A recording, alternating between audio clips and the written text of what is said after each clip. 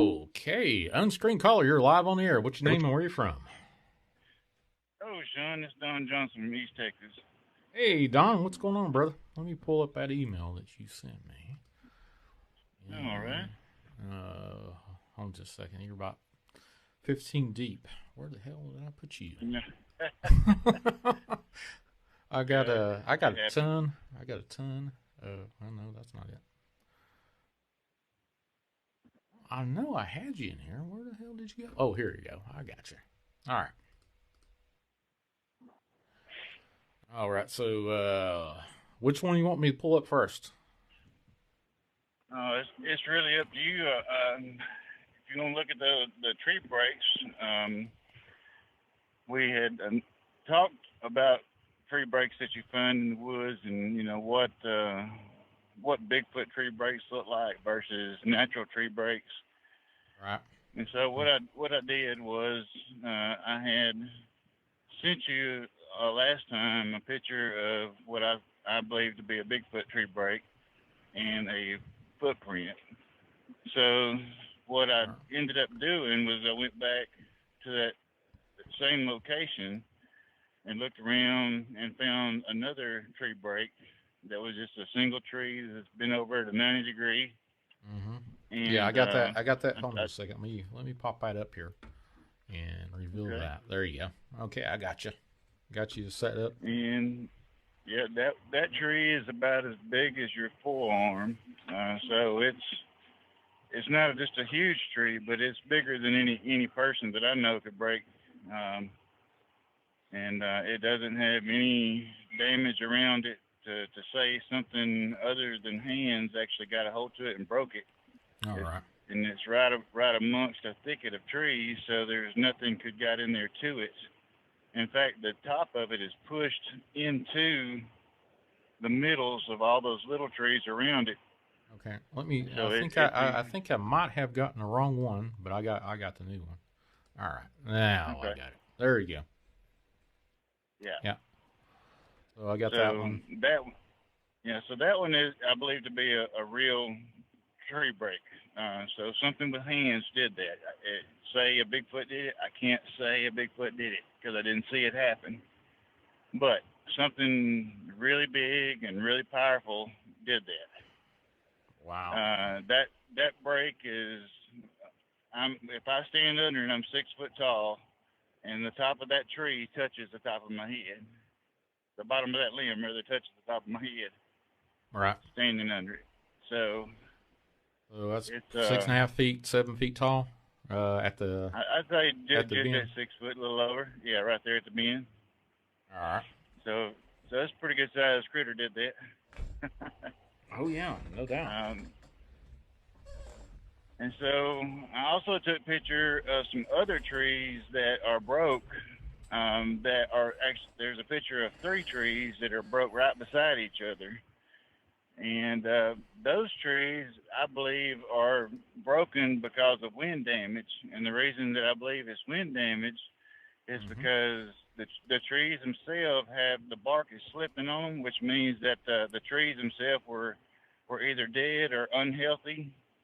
And I believe that the one that was in the very back, the tallest one, when it broke and fell over, the other 2 beside it were also not healthy, and so it actually broke the 2 right beside it, and they all fell together.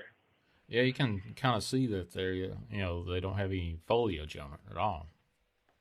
Yeah. The foliage, you can see it. What little is there is all dead, and you can see if you zoom in on the bark, where the bark could actually start slipping off the tree, started coming off the tree itself. You can see the meat behind the bark. Yeah, I can. So I just wanted to.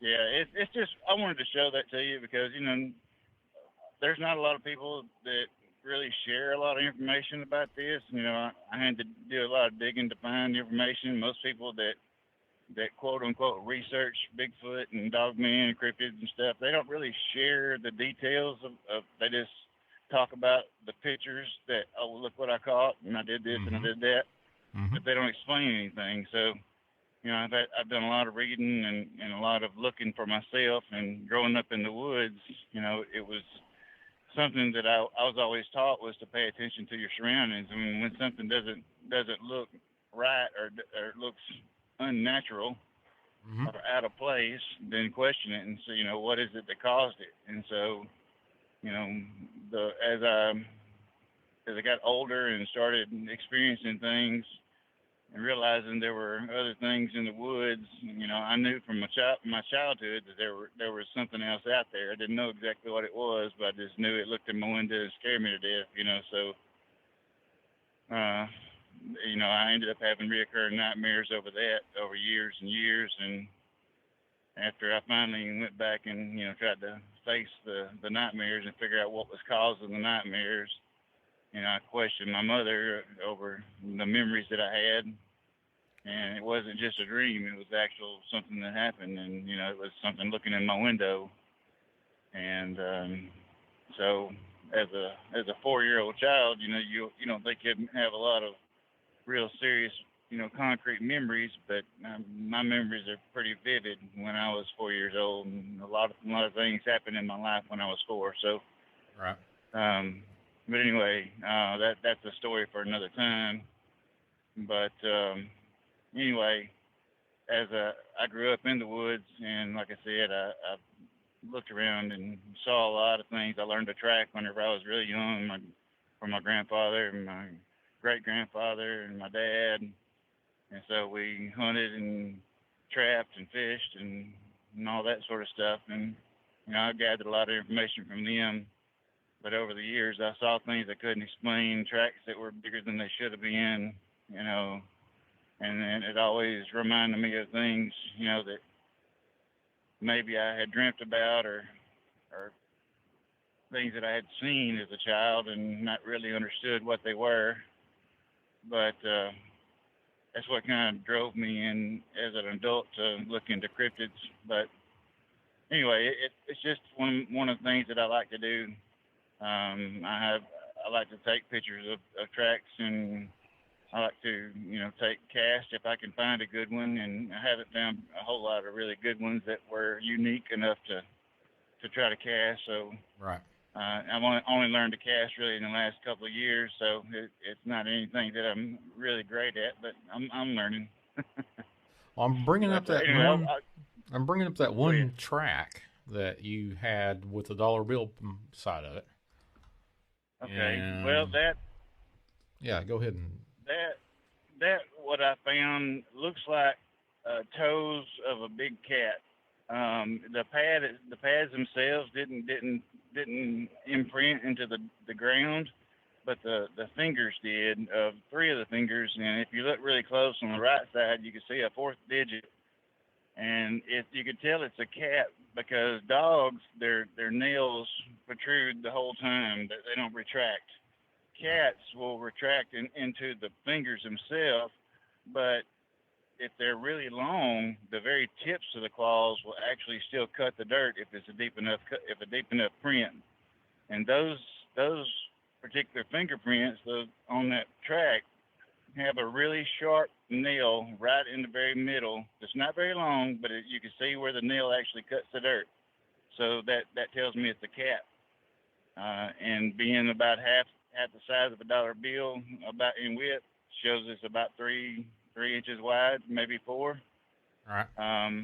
Because you can't actually see the pads of the feet, it's hard to determine how wide it is. So that tells me that it's going to either be one big bobcat or it's going to be a mountain lion or cougar, or whatever you want to call it. Right. And we're not supposed to have those here in East Texas, but so you don't have mountain lions at all? You don't have mountain lions at all? Not supposed to. Okay. Not supposed to. According to the game wardens, they do not live here, and they were killed out years and years and years ago. But when I worked for the sheriff's department back in '01, one of the deputies actually had a game camera trail picture of one behind the deer there in Shelby County, where I'm from. Right. And it was about 6 foot long. It was a big cat. I bet it was 180 pounds if it was an ounce. Big cat. So, Damn. I've heard them, yeah, when they scream, it sounds like a woman screaming off in the bottom. It's pretty spooky. If you've never heard a big cat, look up the sound what a cougar makes, and and if it's off in a bottom or in the mountains and let it echo, it is something spooky to hear. Oh yeah, the one. Well, I'm not exactly sure if it was. My dad referred to it as a bobcat crying, and I heard a baby crying up in a holler, as they call it here. Mm-hmm. And I was like, "You sure, Dad?" Right. Yeah, that's what a bobcat is. And now, after the fact, I've seen all kinds of signs of Bigfoot. These tree breaks and 4 or 5 year old trees pulled up by the root ball and thrown up into bigger trees. Saw that a time or two. All over that area. And that ain't that far from me right now, where I'm seated. So. Right. When you educate yourself, it does a couple of things. One thing it does is make it really difficult to be in the woods by yourself. Right. It makes it difficult to be unarmed. So most of the time, if I'm in the woods, I am well armed. But there are times that I'm not allowed to be technically driving this truck I'm in. The company doesn't want you to be armed. But I guess what they don't know won't hurt them. Well, sometimes, sometimes, hell. I knew a guy. You got to protect yourself.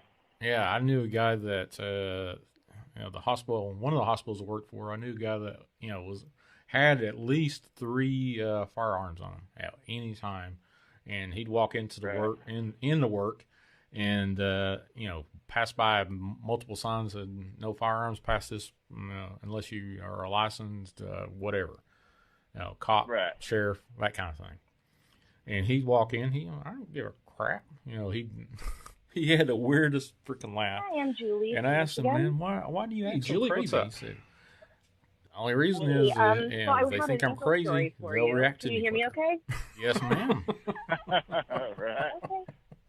So when I was a child, my mom had to have he had a lot the wildest of freaking laugh. surgeries. It was a crazy fucking And laugh. one time, they accidentally gave her double anesthesia. Yeah. If anybody, that I worked with even from is listening, the reason she had the surgery, who the hell I'm talking about. And she was in intensive care. Yeah, and wild, nobody, even my dad, was anyway. Hey, Don, I got another call. Let me grab this caller. And well, my mom. All right, brother. You take told care. me the story my whole life.